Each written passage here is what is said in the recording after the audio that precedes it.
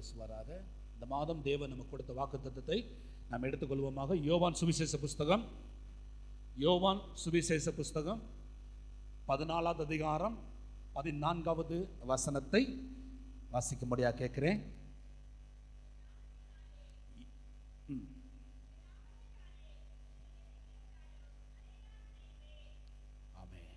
எல்லாரும் வாசிப்போமா? எல்லாரும் வாசிங்க, மைக்கிலே வாசிங்க. என் நாமத்தினாலே எதை கேட்டாலும் அதை நான் செய்வேன். நல்ல ஆண்டவரே, இந்த வாக்குத்தத்தத்துக்காக நன்றி செலுத்துகிறோம். இந்த வார்த்தை எங்களுக்கு இந்த மாதம் நீ எங்களுக்கு ஆசீர்வாதமாக இருப்பதற்காக கொடுத்திருக்கிறேன். எங்களோடு பேச சித்தம் கொண்ட எங்கள் தெய்வமே, உங்களுடைய நல்ல ஆவியானவர் எங்களோடு இடைப்பட்டு எங்களோடு பேசுவீராக. இந்த வார்த்தையின் வெளிச்சம் எங்களை தொட்டு ஆசீர்வதிக்கட்டும், எங்களோடு பேசட்டும். எங்கள் கண்களை திறந்தரலும். இயேசுவின் அன்பின் நாமத்தில் ஜெபிக்கிறேன் நல்ல பிதாவே, ஆமென். சத்தமால சொல்லுவோம். இந்த கால வேளையிலே கர்த்தர் நம்மோடு பேசுகிற வார்த்தை, என் நாமத்தினாலே எதை கேட்டாலும் அதை நான் செய்வேன். நாம் கேட்பதை நமக்காக செய்யும் தெய்வம் அவர். நாம் கேட்பதை நமக்காக செய்யும் தேவன். இதான் செய்தியின் தலைப்பு. நாம் கேட்கும் பொழுது தருவேன் என்று கர்த்தர் சொல்லவில்லை, செய்வேன் என்று கர்த்தர் சொல்லி இருக்கிறார். என் நாமத்தினாலே நீங்கள் எதை கேட்டாலும் அதை தருவேன் என்று கர்த்தர் சொல்லல. நல்லா பாருங்க, வாக்குத்தத்தம் பாருங்க. செய்வேன், I will give அப்படின்னு ஆண்டவர் சொல்லல, I will do. If you ask anything in my name, I will do. நான் உனக்கு செய்வேன். அப்ப இந்த மாதம், இந்த 4வது மாதம், அதனாலதான் ஆண்டவரே 4 ஞாபகப்படுத்தினார். வாக்குத்தத்தத்தை எடுக்கும் பொழுது கூட இப்படி எனக்கு தெரியல. ஆனால் அந்த வாக்குத்தத்தத்தை பிரகடனப்படுத்தும் பொழுது ஆவியானவர் சொன்னாரு, எப்ப இந்த மாதம் எந்த மாதம்? 4வது மாதம். நல்லா ஒத்துப்பாரு. 14 நாள் இருக்குது, 14 நாள் இருக்குது. நான் உறுதிப்படுத்துறேன், இந்த மாதம் இது நான் கொடுக்கிற வார்த்தை. ஆமென். ஆண்டவர் நமக்காக செயல்படும் ஒரு தெய்வமாக அவர் இருக்கிறார். எப்ப ஆண்டவர் நமக்காக செயல்படுவா? நாம் கேட்க ஆரம்பிக்கும் பொழுது நமக்காக கர்த்தர் செயல்படுவார். நம்முடைய வார்த்தைக்கு அவர் மதிப்பளிக்கிற ஒரு தெய்வம் அவர். நாம் ஜெபிக்கிற வார்த்தைக்கு மதிப்பளிப்பவர். அதனாலதான் செய்வேன் என்று சொல்லுகிறார். இந்த பூமியில செய்வேன் என்று சொல்லுகிற நிறைய அதிகாரிகள் உண்டு, நிறைய தலைவர்கள் உண்டு. ஆனால் எவரும் செய்ததாக இல்லை, எவரும் செய்ததாக இல்லை. இது ஆணித்தரமாக சொல்றேன். செய்வேன் என்று சொல்லுகிற மனிதர்களினாலே செய்ய முடியாது 100%. ஆனால் தேவன் சொல்றாரு, அவர் செய்வேன் என்று சொல்லிவிட்டார், அவர் 100% செய்து முடிப்பார். அதுல எந்த மாற்று கருத்தும் கிடையாது. அப்போ நம்முடைய வார்த்தைக்கு அவர் எவ்வளவு ரெஸ்பான்ஸ் கொடுக்கிறான்னு பாருங்க. நீங்க ஜெபிக்கிற வார்த்தைக்கு பிதாவை நோக்கி, தேவனை நோக்கி, அவர் நாமத்திலே நீங்க கேட்கிற ஜெபத்திற்கு அவர் எவ்வளவு ரெஸ்பான்ஸ் கொடுக்கிறார் என்று பாருங்க. அதனாலதான் ஜெபிங்க ஜெபிங்க சொல்றார் ஆண்டவர். ஜெபத்துக்கு அவர் கொடுக்கிற ரெஸ்பான்ஸ் ஜெபிக்கிற நாம் ஜெபத்துக்கு கொடுப்பதில்லை. ஜெபத்திற்கு அவர் கொடுக்கிற முக்கியத்துவத்தை ஜெபிக்க வேண்டிய நாம் அந்த ஜெபத்திற்கு கொடுப்பதே இல்லை. எவ்வளவு நேரம் ஜெபம் பண்றேன் கேட்டா திரு முழிப்போம்.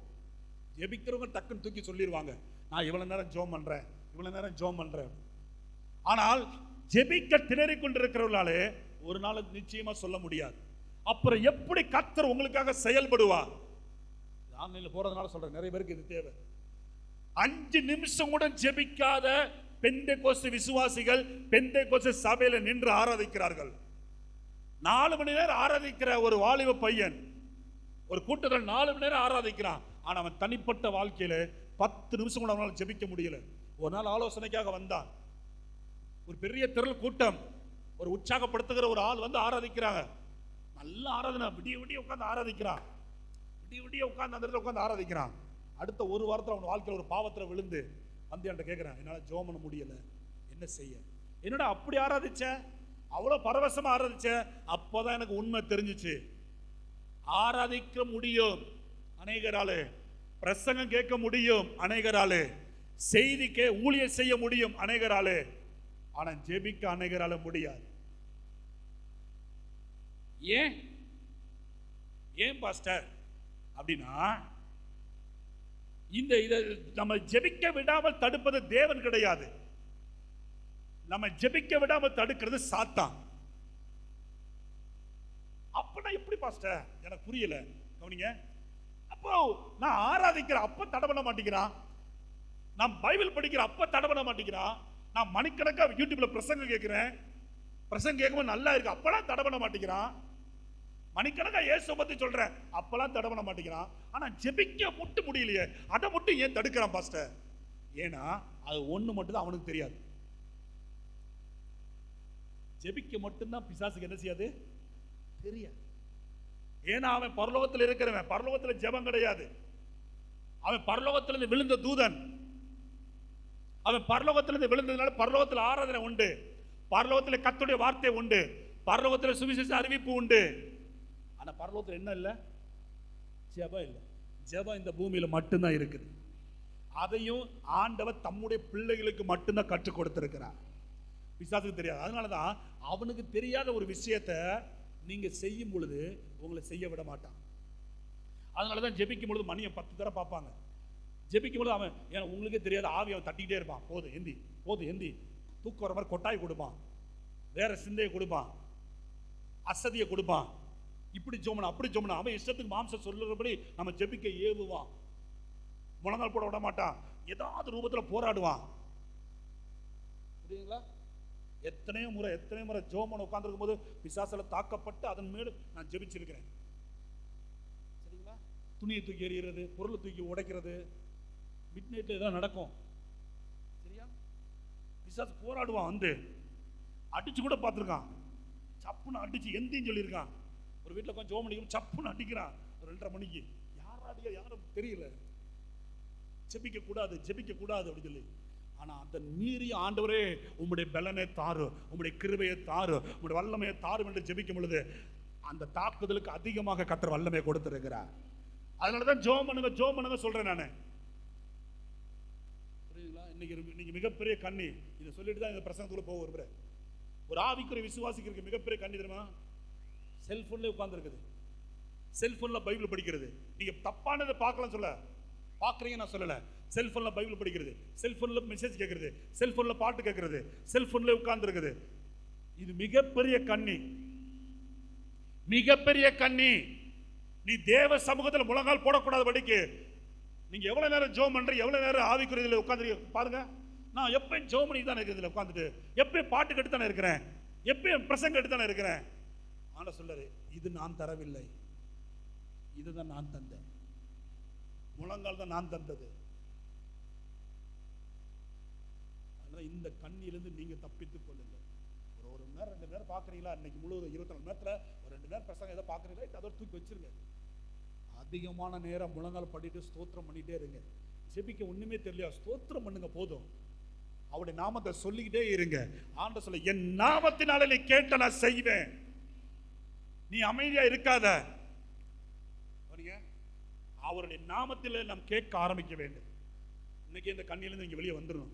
ரொம்ப நேரம் செய்தி கேட்குறேன், ரொம்ப நேரம் பாட்டு கேட்குறேன், ரொம்ப நேரம் கண்டதை பார்த்துட்டு இருக்கிறேன், இதில் தான் பிசாசு ட்விஸ்ட் வைப்பான். நீங்கள் வழி தப்பி போவதற்கு இதுவே காரணமாக மாறிவிடும். ஆவிக்குரிய வாழ்க்கையில் உட்கார்ந்து இதிலே கேட்டு எத்தனை வாலிபர்கள் இன்னைக்கு இடறிப்பை கிடக்கிறாங்க தெரியுமா? எத்தனை வாலிப குடும்பங்கள் இடறிப்பை கிடக்க தெரியுமா? ஆனா ஜெபிச்சவன் ஒரு நாள் பின்வாங்கி போகல. மணிக்கணக்கா தேவ சமூகத்தில் ஜெபித்தவன், முழங்கால் படியிட்டு கர்த்தருடைய சமூகத்தில் அழுது ஜெபித்தவன், முழங்கால்ல பைபிள் வாசித்தவன், இன்னைக்கு வரைக்கும் அவங்க வாழ்க்கை நிக்குது. அல்லேலூயா. இந்த மாதம் நல்ல ஜெப மாதமாய் மாற்றுவாராக. 3 வாரம் தான் இருக்குது. டெய்லி அதிகமான நேரம் ஜெபிங்க. எதை கேட்டாலும் நான் தருவேன். அப்ப ஆண்டவருக்கு நீங்க எவ்வளவு கேட்டாலும், எதை கேட்டாலும் அவர் சலிக்காம அதை செய்வேன் கர்த்தர் சொல்றாரு. அதுல என்ன சொல்றாரு ஆண்டவர்? அவருக்கு ஜெபம் போர் அடிக்காது. நீங்க எவ்வளவு நேரம் உட்கார்ந்து ஜெபம் பண்ணாலும் அவருக்கு போரே அடிக்காது. ஒருத்தர் ராமுழுது உட்கார்ந்து ஜெபம் பண்றான் யாக்கோபு, அவருக்கு போர் அடிக்கல பாருங்க. ஒரு அம்மா பகல் முழுவதும் ஜெபம் பண்ணுது, வார்த்தையை சொல்லாம அழுதுகிட்டே இருக்குது. ஒரு வார்த்தையோட வாயில சொல்லல. அன்னாள் பகல் முழுவதும் அழுதுகிட்டு இருக்கிறா, அங்கே ஆண்டவர் நிற்கிறார். ராம் முழுவதும் அழுகிற, அங்கே ஆண்டவர் நிற்கிறாரு. அப்ப இதுல என்ன தெரியுது? நீங்க எவ்வளவு நேரம் ஜெபம் பண்ணாலும் அவ்வளவு நேரம் ஆண்டவர் நிற்பார். எவ்வளவு நேரம் அவர் நாமத்தில் ஜெபிச்சுக்கிட்டே இருந்தாலும் அவர் காது கொடுத்து கேட்டுட்டே இருப்பார். அப்படியா, என்ன செய்யணுப்பா, இப்படி கேட்குறியா, ரைட் நான் செய்கிறேன், இப்படி சொல்றியா, நான் கேட்குறேன் செய்கிறேன், அப்படியே தலையை அசைச்சிட்டே இருப்பார். அதான் ஒரு பாட்டு அழகா இருக்குதோ, அழகான ஒரு பாடல், நான் ஜெபிக்க ஜெபிக்க அவர் தலையை அசைப்பா. எவ்வளோ அழகான ஒரு வார்த்தை அந்த டாக்டர் இருக்காரு. நான் ஜெபிக்க ஜெபிக்க தலை அசைப்பாரா. அப்படியா, ஓகேப்பா ஓகேப்பா, செய்யறப்பா செய்யறப்பா, தர்றப்பா, செய்யறப்பா செய்யறப்பா, எதையுமே நோனே சொல்ல மாட்டார் ஆண்டவர். அப்படி ஜெபத்தை நேசிக்கிற ஒரு தெய்வத்திலிருந்து நீங்க எவ்வளவு உன்னிப்பா ஜெபிக்க வேண்டும், எவ்வளவு ஆசையா ஜெபிக்க வேண்டும். ஜெபம் போர் அடிக்குதுன்னா நீங்க இன்னும் பாவத்தில் இருக்கீங்கன்னு அர்த்தம். ஒருத்தனுக்கு ஜெபிக்க மனம் இல்லைன்னா அவன் பாவத்தில் இருக்கான்னு அர்த்தம். அவன் கிறிஸ்தவனா இருக்கலாம், சர்ச்சுக்கு வரலாம், ஆராதிக்கலாம், கர்த்தருக்கு கொடுக்கலாம், ஊழியம் செய்யலாம், பைபிள் படிக்கலாம், ஆனா ஜெபமே இல்ல, முழங்கால் போட்டு ஜெபமே பண்ண மாட்டேங்காங்க அப்படின்னா எழுதிக்கோங்க, 100% பிசாசு அவனை தன்னுடைய கண்ட்ரோல வச்சிருக்கிறான் அர்த்தம். ஜெபிக்க மனம் இல்லாதவனை பிசாசு தான் கண்ட்ரோல வச்சு ஆட்டி படைக்கிறான். ஆகவே தேவ கண்ட்ரோல் இந்த மாதம் நீங்க வர வேண்டும் என்று கர்த்தர் விரும்புகிறார். ஆமென் சொல்லுங்க. அல்லேலூயா. செய்வேன். கவனிங்க, உத்தமமா இருக்கீங்களா? சத்தமா இல்ல சொல்லுங்க அப்பா. செய்வேன். ஆண்டவர் சொல்ல செய்வேன். இது ஆண்டவர் பிராமிஸா டிக்ளேர் பண்றாரு. நான் செய்ய மாட்டேன்னு சொல்லல, நீ கேட்டால் நான் செய்வேன். ஆண்டவரை செயல்பட வைக்கிறது ஜெபம்தான். ஏசாயா தீர்க்கதரிசன புஸ்தகம் 62வது அதிகாரம் 6வது வசனம் 7வது வசனத்தை நான் பார்த்தோம் என்றால் தெரியும். ஏசாயா 62வது அதிகாரம் 6, 7 வாசிங்க. எருசலேமே, உன் மதில்களின் மேல் பகல் முழுதும் ரா முழுதும் ஒரு காலம் மௌனமாய் இராண்ட ஜாமக்காரரை கட்டளையிடுகிறேன். கர்த்தரை பிரஸ்தாபம் பண்ணுகிறவர்களே, நீங்கள் அமெரிக்கையா இருக்கலாகாது. கர்த்தரை பிரஸ்தாபம் பண்ணுகிறவர்களே, கவனிங்க, நீங்கள் அமெரிக்கா இருக்கலாகாது, அமைதியா இருக்காதீங்க. அடுத்த 7வது வசனம், அவர் எருசலேமை சிறப்படுத்தி பூமியிலே அதை புகழ்ச்சி ஆக்கும் வரைக்கும் அவரை அமர்ந்திருக்க விடாதிருங்கள். ஆமென். கவனிங்க, ரொம்ப முக்கியமானது. எருசலேமே, கர்த்தரை பிரஸ்தாபம் பண்ணுகிற தேவ ஜனமே, நீ அமைதியா இருந்திராத. அப்படி என்ன அர்த்தம்? நீ ஜெபம் பண்ணாம இருந்திராத, நீ ஜெபம் பண்ணாம இருக்காத, நீ ஜெபம் பண்ணு. அடுத்த வசனம் சொல்லுது, அவரை உட்கார விட்டுறாத, அவரை அமர்ந்திருக்க விடாதிருங்கள், அவரை அமர்ந்திருக்க விடாதிருங்கள். நீ அமைதி ஆயிட்டேனா உட்கார்ந்துருவார். புரியுதா? புரியல நினைக்கிறேன். நீங்க ஜெபம் பண்ணாம நீங்க அமைதியா தூங்கிட்டீங்கன்னா அவரு அமைதியா உங்க வாழ்க்கையில உட்கார்ந்துருவார், கையை கட்டிட்டு ஒண்ணுமே செய்ய மாட்டார். அப்புறம் எனக்கு காரிய தாமதமாகுது, எனக்கு ஜெயம் வர மாட்டேங்குது, எனக்கு ஆசீர்வாதம் வர மாட்டேங்குது, எனக்கு சுகம் வர மாட்டேங்குது அப்படின்னா ஆண்டவர் சீட்ல உட்கார்ந்துருக்காருன்னு அர்த்தம். உங்க வாழ்க்கையில் அவர் வெளியெல்லாம் போக மாட்டார், அமைதியாக உட்கார்ந்து வேடிக்கை பார்த்துட்டு இருப்பாரு. என்ன செய்றீங்க, எவ்வளவு தூரம் ஆடுறீங்க, எல்லாத்தையும் பார்த்துட்டு இருப்பாரு. சரிங்களா? ஒன்று பக்கத்துல இருந்து வேடிக்கை பார்ப்பாரு, இல்ல தள்ளி நின்று வேடிக்கை பார்ப்பாரு. உள்ள இருந்து வேடிக்கை பார்ப்பாரு, இல்ல தள்ளி இருந்து வேடிக்கை பார்ப்பாரு. இதுதான் ஆண்டோட ஸ்டைலு. பாவம் செய்யல அப்படின்னா உள்ள உட்கார்ந்துருப்பாரு, ரைட் ஓகே, உள்ளது வேடிக்கை பார்ப்பாரு. பாவம் செய்தீங்கன்னா வெளியில நின்று வேடிக்கை பார்ப்பாரு, ரொம்ப தள்ளிலாம் போக மாட்டார். கவனிங்க கவனிங்க கவனிங்க. ஆண்டவரை நீங்க உட்கார விடக்கூடாது உங்க வாழ்க்கையில. நீங்க முழங்கால் போட்டு எந்திரிச்சு நிப்பாரு. நீங்க முழங்கால் போட்டு ஜெபிக்க ஆரம்பிச்சீங்கன்னா சீட்ல நினைச்சிருவார் டபக்குன்னு. என்ன ரெஸ்பெக்ட் காடுவாருங்க. இல்லையா? நான் சொல்லுங்க, நான் உங்க இடத்துல உட்கார்ந்து 2 கையத்துக்கு அல்லையில சொல்லியிருப்பேன். எவங்க எந்திப்பான்? எவங்க? நீங்க போனாலே எந்திக்க மாட்டாங்க. நீங்க சொன்னா யாரும் எந்திப்பாங்களா? நீங்க போறீங்க முதலமைச்சரை பார்க்க, நீங்க போன உடனே முதலமைச்சர் எந்திரிச்சு கையை கூப்பி உங்களை வரவேற்கிறாருன்னா நீங்க எவ்வளவு விசேஷமா இருக்கீங்க அவர் பார்வையில. ஆமாவா இல்லையா? உங்களை ஒரு பொருட்டாவே மதிக்கலனா நீங்க போய் நின்னாலும் கை எடுத்துக்கணும், உட்காருங்க, என்ன சொல்லுங்க, இப்படித்தான் உங்களை பொருட்டாவே எண்ண மாட்டாங்க. ஆனா என் ஆண்டவர் பாருங்க, நீங்க முழங்கால் போட்ட உடனே தபக்கல் சீட்டை நினைச்சு நின்றாரு. என் பிள்ளை முழங்கால் போட்டுச்சு, ரெஸ்பெக்டா நின்று கேட்கிறார் ஆண்டவர். அவர் செய்வதற்கு அவர் கை அவர் துடிக்குது. எவ்வளவு நல்ல ஆண்டவர். அல்லேலூயா. அதனாலதான் தீர்க்கதரிசி சொல்றார், எப்பா அவரை உட்கார விட்டுறாதீங்கப்பா. தயவு செய்து உங்க வாழ்க்கையில உங்க சூழ்நிலையில இயேசுவை உட்கார விட்டுறாதீங்க. அதிகாலையில் எந்திரிச்சு நிக்க வைங்க, மதியானத்தில் எந்திரிச்சு நிக்க வைங்க, சாயங்காலத்தில் நிக்க வைங்க, நடுராத்திரி நிக்க வைங்க. உங்கள் ஜெபம் எப்பொழுதும் தேவனுக்கு முன்பதாக வருவதாக. இருக்குங்க. இப்ப புரிஞ்சு போய் நினைக்கிறேன். உங்களை நீங்களே அனலைஸ் பண்ணி பாருங்க. என் வாழ்க்கையில கர்த்தர் உட்கார்ந்து இருக்கிறாரா இல்ல நின்னு செயல்படுறாரா? ஜெபத்தை அல்லல் தட்டாதிருங்கள். உங்க வாழ்க்கையில செயல்கள் தாமதமாகும், அற்புதங்கள் தாமதமாகும், நன்மைகள் தாமதமாகும். நீங்கள் ஜெபத்தை ரெஸ்பெக்ட் பண்ணீங்கன்னா காரியம் கைகூடி வரும். ஆமென். அல்லேலூயா, அல்லேலூயா. கர்த்தருடைய நாமம் மகிமைப்படுவதாக. அவர் நாமத்தில் என்றால் என்ன அர்த்தம்? அவர் நாமத்தில், அவர் நாமத்தில் கேட்கணும். அப்ப எப்ப பார்த்தாலும் ஜெபத்துல இயேசு நாமம், இயேசு இயேசு இயேசுன்னு சொல்லிக்கிட்டே இருந்தா வந்துருமா? அவர் நாமம் என்றால் என்ன? அதான் இந்த மாதம் நமக்கு கற்றுக் கொடுக்கிற ஒரு காரியமா இருக்குது. எல்லாரும் தான் இயேசு நாமத்தில் ஜெபம் பண்றாங்க, எல்லாரும் தான் இயேசு நாமத்தில் பிதாவே ஆமென் சொல்லி தான் முடிக்கிறாங்க. ஆனா எல்லா ஜெபத்துக்கு பதில் வராது, எல்லா ஜெபத்துக்கு பதில் வராது. அவர் நாமம் என்றால் என்ன அர்த்தம்னா, அவர் விரும்புகிற விஷயம், கவனிங்க, குறிப்பிட்ட சொல்ல, அவர் விரும்புகிற விஷயமா அது இருக்க வேண்டும். அவர் சித்தத்துக்கு ஏற்றபடி அதில் இருக்க வேண்டும். அவர் மனசுக்கு ஒத்து போகிற பிரேயராக அந்த ஜெபம் இருக்க வேண்டும். அவர் விரும்பணும், அவர் சித்தத்தில் இருக்கணும், அவர் மனசுக்கு அது ஒத்து போகணும். இது எப்படி பாஸ் எனக்கு தெரியும்?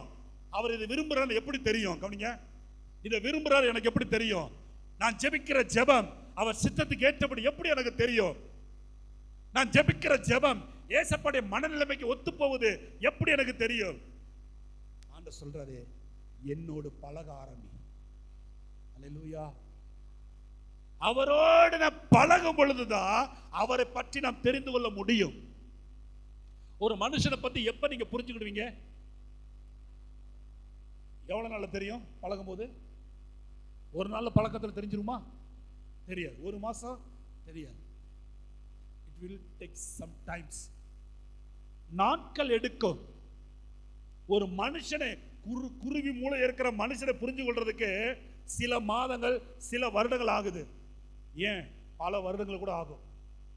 ஒருத்தர் சொன்னாங்க, ஒரு பாட்டியம்மா சொன்னாங்க, எங்களுக்கு கல்யாணம் ஆகி 60 வருஷம் ஆகுது பாஸ்டர். எனக்கு வயசு 85, அவருக்கு வயசு 95, 10 வயசு வித்தியாசம். 60 வருஷம் ஆயிடுச்சு. 60 வருஷம் திரும்ப நான் 4 ஜோமனை போயிருக்கேன். அவங்க பாட்டியம்மா சொல்றாங்க, இன்னும் இந்த கிழவனை என்னால் புரிஞ்சுக்கிட முடியல. இன்னும் இந்த கிழடை என்னால் என்ன செய்ய முடியல. எப்ப என்ன யோசிப்பாரு, எப்ப என்ன பேசுவாரு. 60 வருஷம் சேர்ந்து வாழ்ந்தா கூட முழுசா புரிஞ்சுக்கிட முடியல. அப்படி இருக்குது மனுஷனை. அவன் பரலோகத்தின் தெய்வத்தை புரிந்து கொள்ள வேண்டும் என்றால் எவ்வளவு நாட்கள், எவ்வளவு மணி நேரம் ஆகும். சும்மா 5 நிமிஷம் ஜெபத்தில் தேவனை புரிந்து கொள்ள முடியாது. சும்மா அரை மணி நேரம் ஜெபத்தில் தேவனை புரிந்து கொள்ள முடியாது. நான் டெய்லி 1 மணி நேரம் தான் ஜெபம் பண்றேன், அதெல்லாம் புரிந்து கொள்ள முடியாது. டைம் எடுக்கணும். நானே தேவன் என்று அறிந்து கொள்வதற்கு நீங்கள் அமர்ந்திருங்கள். 46ஆம் சங்கீதத்தில் பார்க்கிறோம், என் பாதத்தில் அமர்ந்திரு என்னை அறிந்து கொள்வதற்காக.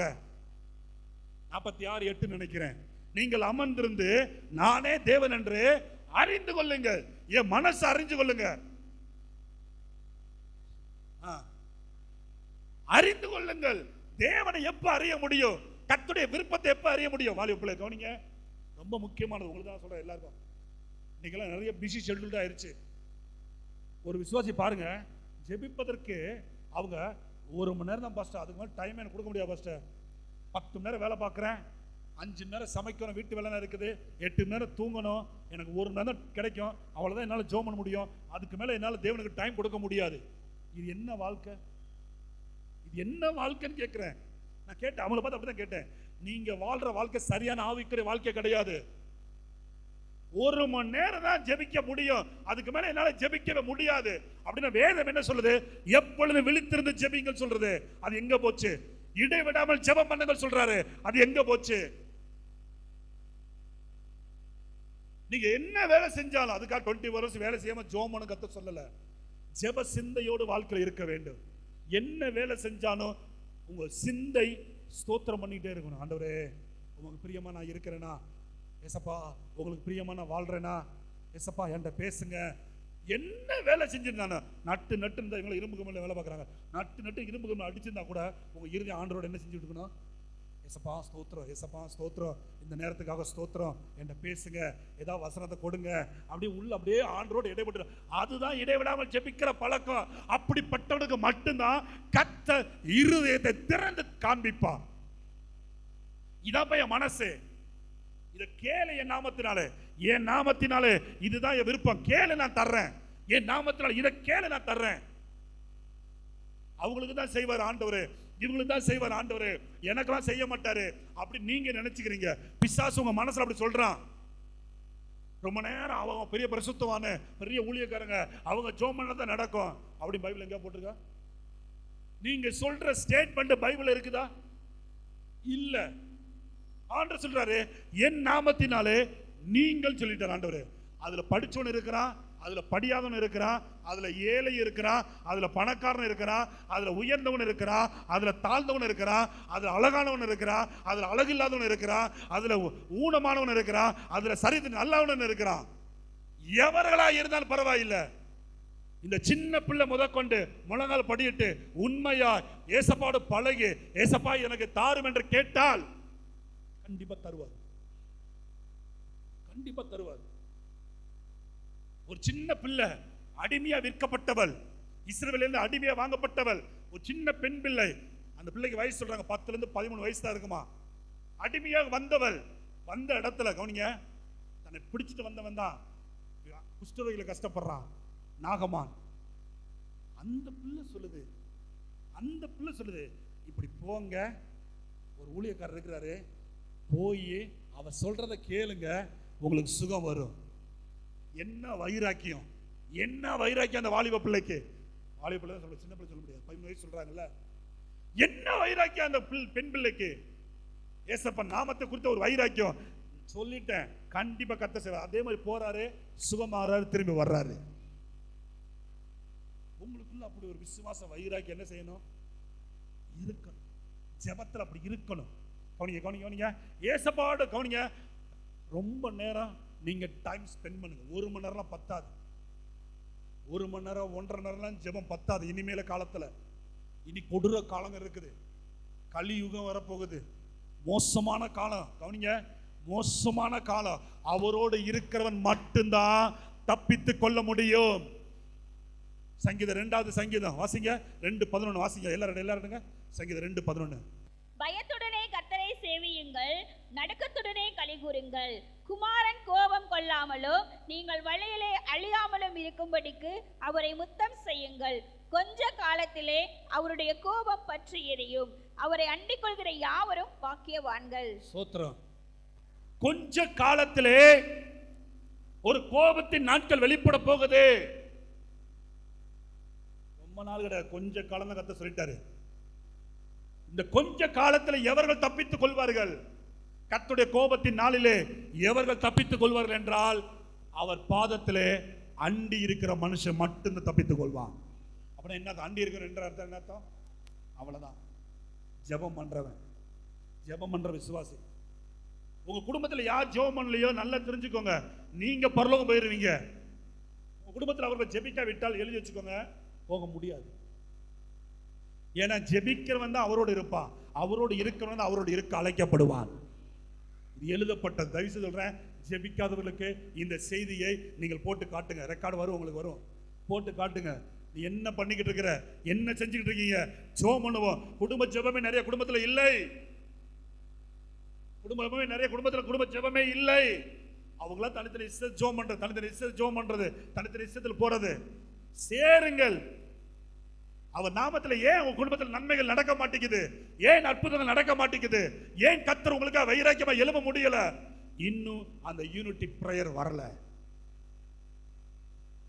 அவரோடு பழகுவதற்கு நீங்கள் முயற்சி செய்யுங்கள். இது நான் சொல்றது உண்மையா பொய்யான்னு ஒரு வசனத்தை மூலமா காட்டட்டுமா? மத்தேயு சுவிசேஷ புஸ்தகம் 7வது அதிகாரம் 21வது வசனம், 22வது வசனம், 23வது வசனம். எல்லாரும் எடுங்க. நான் சொன்னது உண்மையா பொய்யான்னு பாருங்க. ஜெபிக்காதவே பரலோகத்துக்கு வர முடியாது. வாசிங்க. பரலோகத்தில் இருக்கிற என் பிதாவின் சித்தத்தின்படி செய்கிறவனே, பரலோகத்தில் இருக்கிற என் பிதாவின் சித்தத்தின்படி செய்கிறவனே அல்லாமல், பரலோகராஜ்யத்தில் பிரவேசிப்பனே அல்லாமல், என்னை நோக்கி கர்த்தாவே கர்த்தாவே என்று சொல்லுகிறவன் அதில் பிரவேசிப்பதில்லை. அந்நாளில் அநேகர் என்னை நோக்கி கர்த்தாவே கர்த்தாவே உமது நாமத்தினாலே தீர்க்கதரிசனம் உரைத்தோம் அல்லவா, உமது நாமத்தினாலே பிசாசுகளை துரத்தினோம் அல்லவா, உமது நாமத்தினாலே அநேக அற்புதங்களை செய்தோம் அல்லவா என்பார்கள். ஆமென்.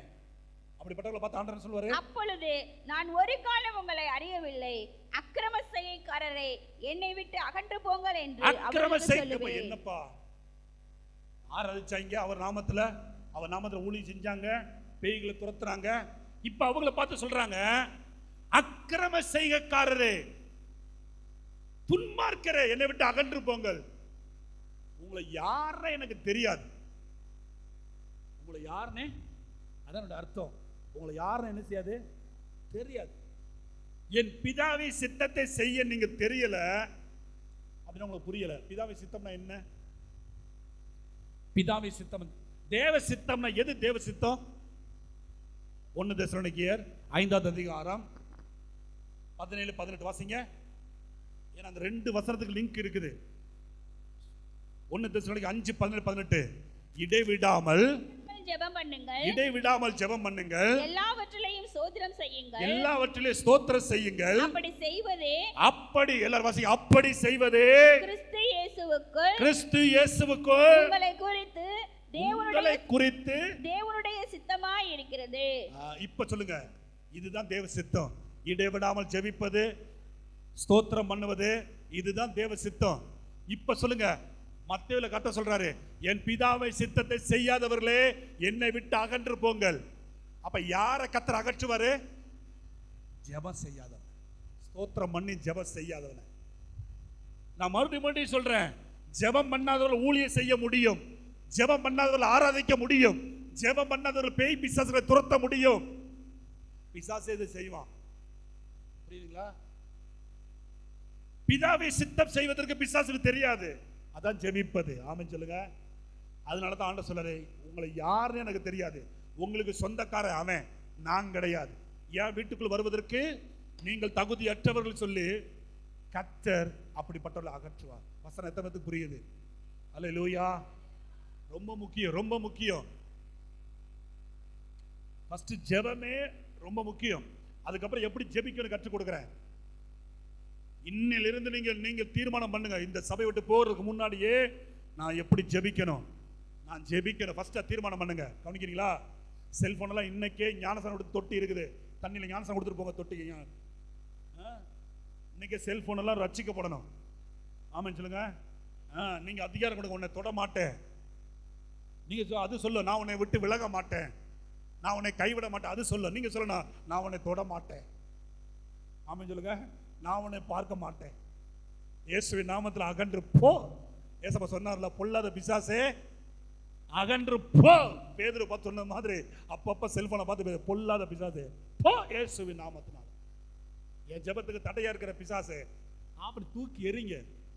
நானும் அப்படி பண்றேன், அதனால சொல்றேன். நான் அதுவா படத்தில் அப்படி சும்மா இருக்க முடியாது. தூக்கி சில நேரம் செல்போனை தூக்கி எரிஞ்சிட்டு தான் ஜெபிக்கவே கர்த்தர் ஏவுவா. சில நேரம் ஃபோன் கால்ஸா வரும். ஒரு நாள் பாதிக்கப்பட்டேன், கவனிங்க. ஒரு நாள் இதை சொல்றேன், ஒரு நாள் இந்த பாதிப்பு எனக்கு வந்துச்சு.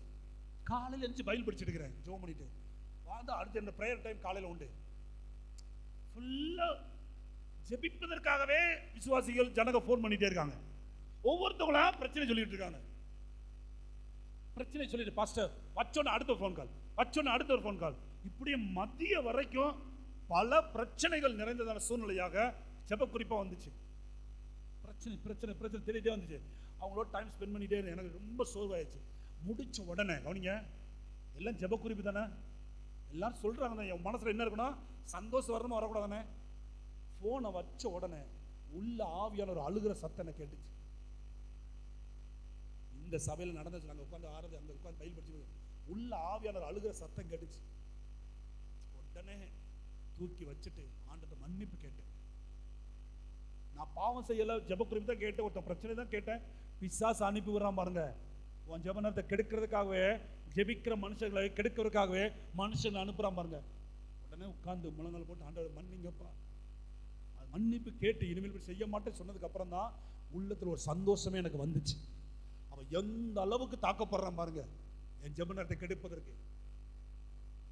ஸோ இந்த கண்ணியிலிருந்து சில நேரங்கள் இதெல்லாம் இதான் ஆவியானோட லிங்க்ல இருந்தால் தான் ஆவியான அழுகிறது உங்களுக்கு கேட்கும், ஆவியான சிரிச்சு சந்தோஷமாகிறது கேட்கும், உள்ள ஆவியான டான்ஸ் ஆடுற சத்தம் கூட கேட்கும். இதெல்லாம் நான் கற்பனையில் சொல்லுங்க, லைவ்ல போய்கிட்டு இருக்குது. நிறைய ஊழியக்காரர்கள் இது பார்க்குறாங்க. நான் அனுபவிச்சு சொல்றேன், நிறைய ஊழியக்காரர்கள் அனுபவிக்கிறத நான் சொல்றேன்.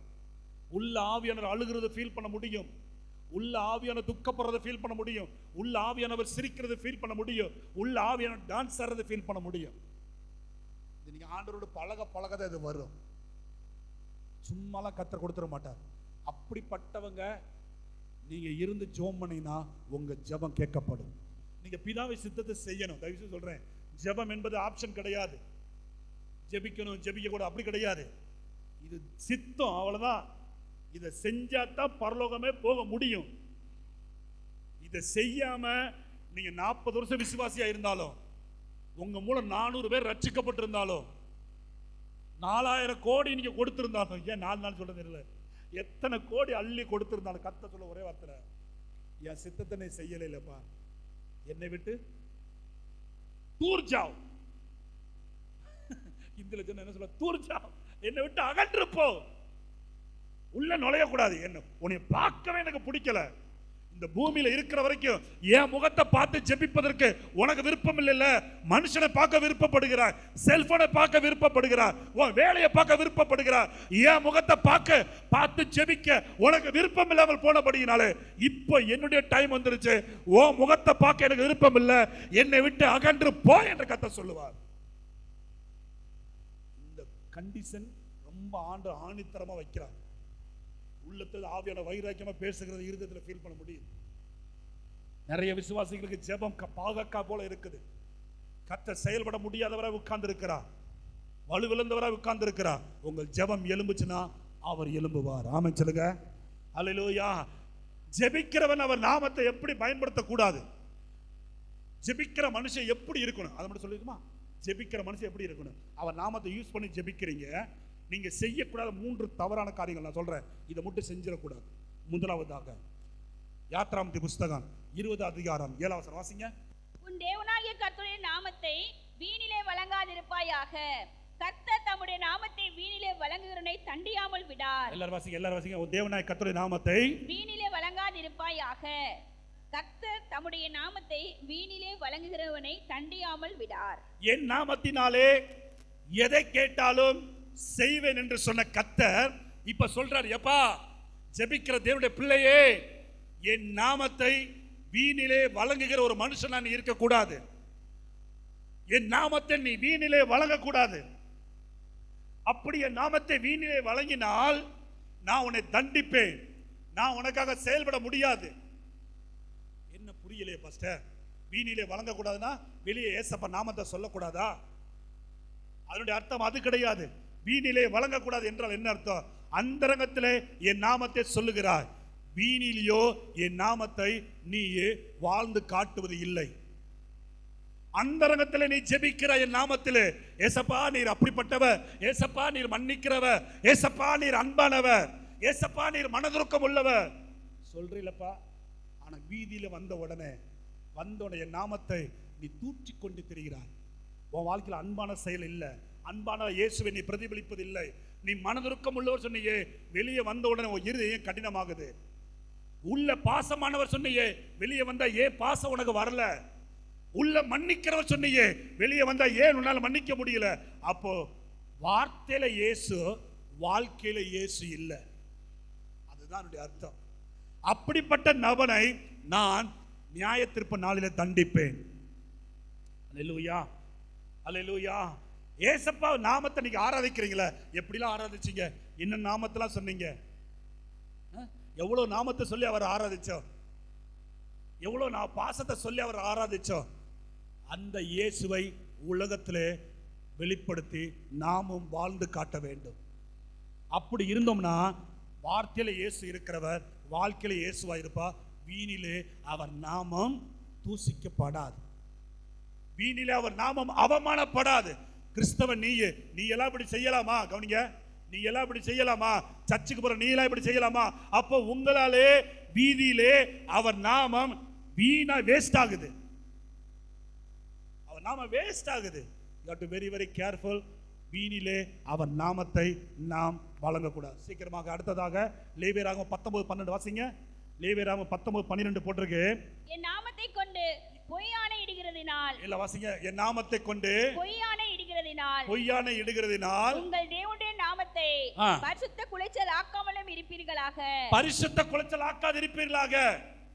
முதலாவது சொன்னார் வீணில வழங்கக்கூடாது. ரெண்டாவது அவர் நாமத்தை என்ன செய்யக்கூடாது? பரிசுத்த குலைச்சல் ஆக்கக்கூடாது. அப்படின்னு என்ன அர்த்தம் தெரியுமா? ஆண்டவர் சொல்றார், பொய்யான இடாதீங்கப்பா, பொய்யான இடாதே.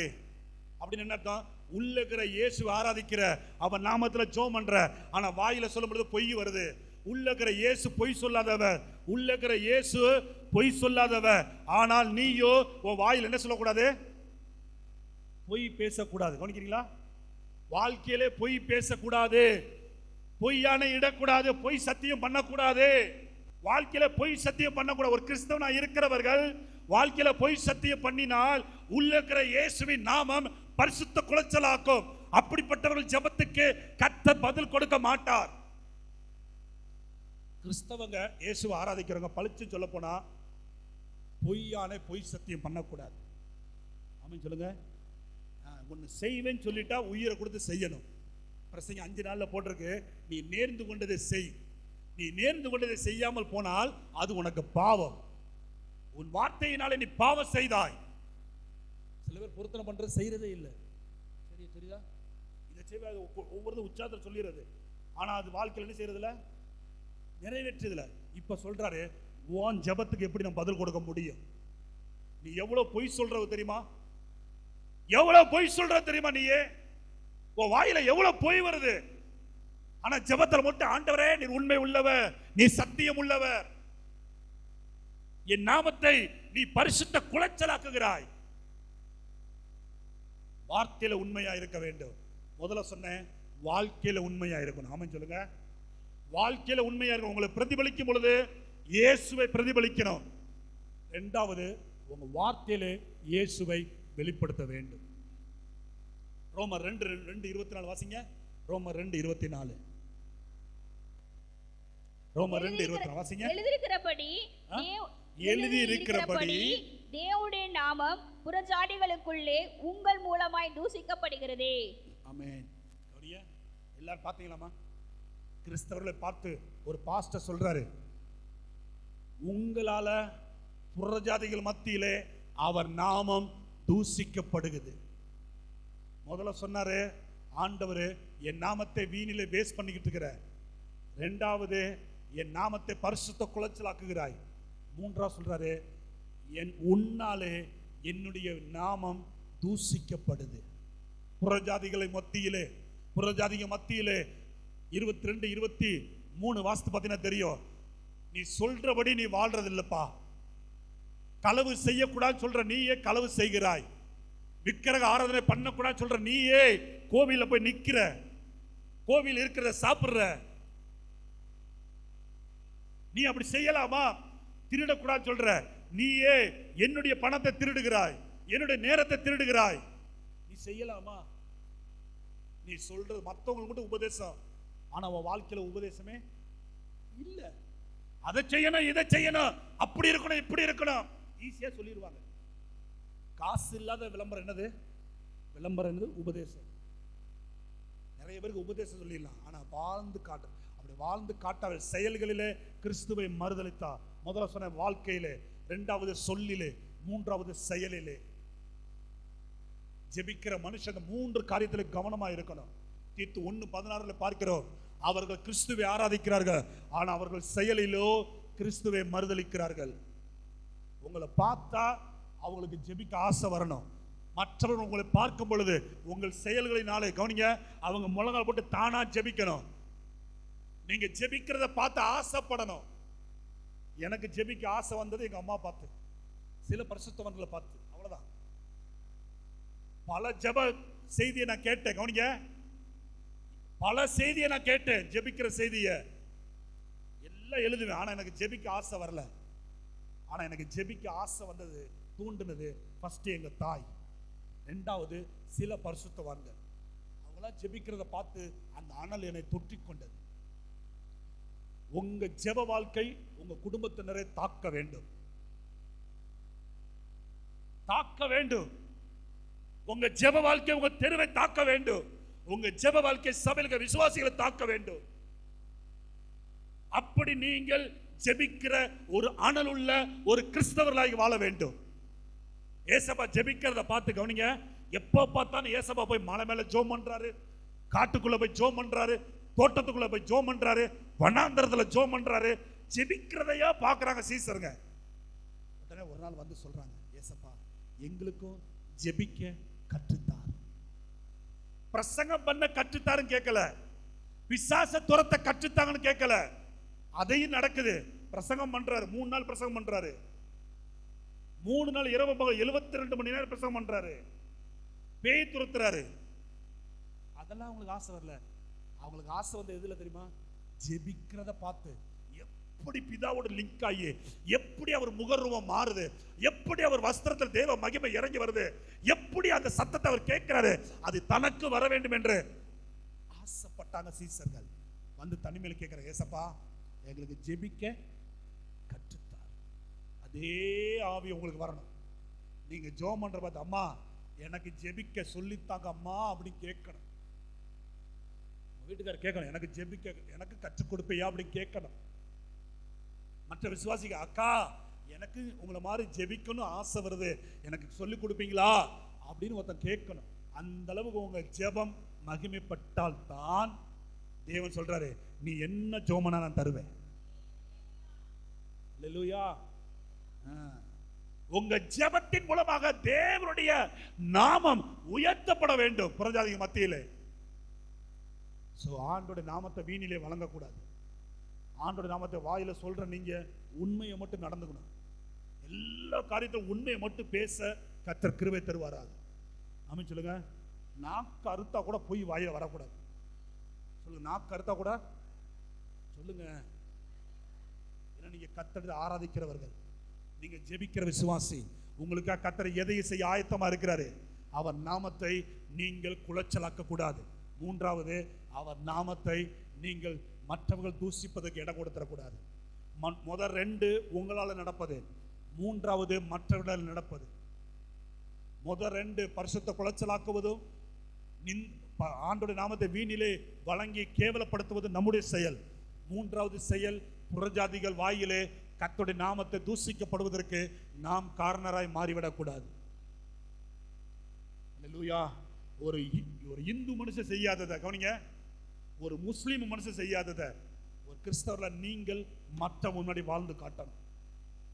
அப்படி உங்க செயல் அப்படி இருந்துச்சுன்னா ஆண்டவர் சொல்றாரு, நீ எனக்கு மிகவும் பிரியமானவன், உன்னால 4 பேர் என்னை புகழ்றான், நீ என்ன வேணாலும் கேளு நான் செய்யறேன், நீ என்ன வேணாலும் கேளு நான் செய்வேன், நீ என்ன வேணாலும் கேளு. கர்த்தர் ஆணித்தரமாய் கர்த்தர் சொல்லுவார். ஆமென். அல்லேலூயா. ஜெபத்தை விட்டுறாதீங்க, அவர் நாமம் கெட்டு போவதுக்கு விட்டுறாதீங்க. மீதி அடுத்த வாரம் பார்க்க போகிறோம். எப்படி ஜெபிக்கணும், எப்படி ஜெபிச்சா கர்த்தர் அவர் செய்வார், செயல்படுவார்.